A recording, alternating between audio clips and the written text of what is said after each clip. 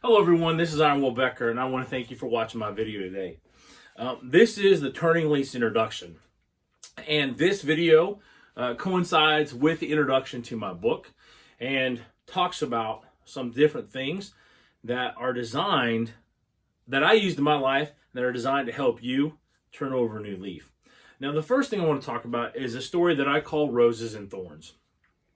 And the way that this event happened in my life, we were living in Fort Meade, Maryland, and there were some external factors outside of me that were causing me some distress. Some of them were in my home, and some of them were not. And I came down to go to school this one morning, and the stairs came down, and then to the left was the door outside, and across the hall was a door that went into the kitchen. And then the hallway went down to the living room, and then there was dining room, and then the kitchen was kind of L-shaped. So what happened is I came down those stairs.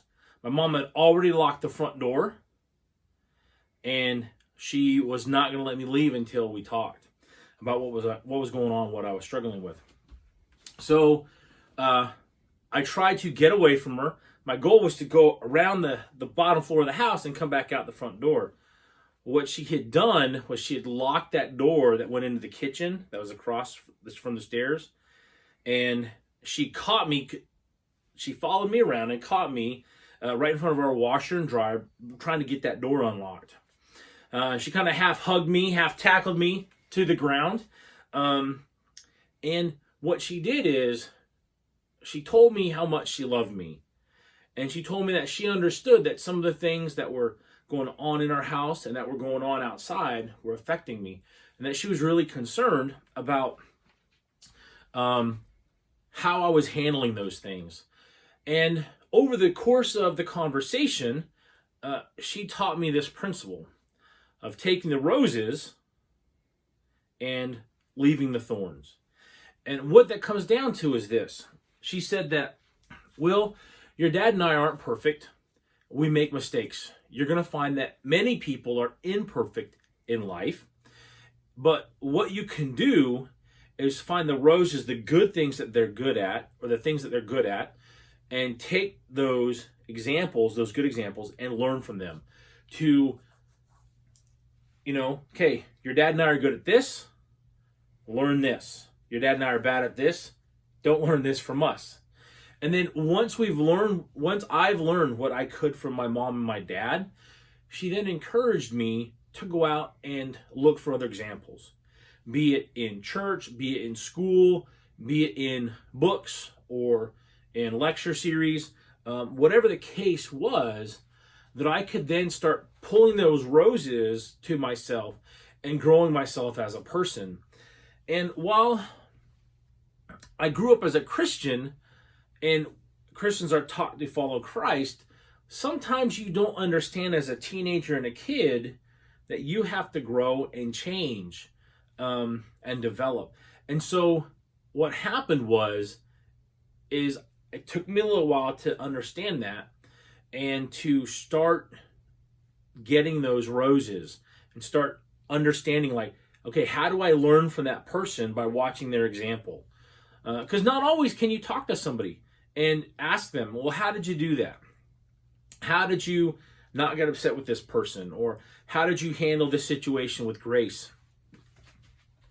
And so it did take some time for me to figure those things out and to start making those changes. And what that has caused in my life is a life of learning, a life of changing, a life of growing, and a life of not waiting till the New Year's to make a change in my life, to make a difference. That when I encounter a problem, I start working on it. I start learning like what my problem is, like where are the factors, external or internal, and then how do I start working on that? And that is really what has started a lifetime of learning. One of the things that came out of that is I started collecting quotes sometime between 14 and 16. I don't remember exactly when, but the first quote I picked up is by a man named John Dillinger, which, if you know American history at all, he was a notorious bank robber. He was not a very good person.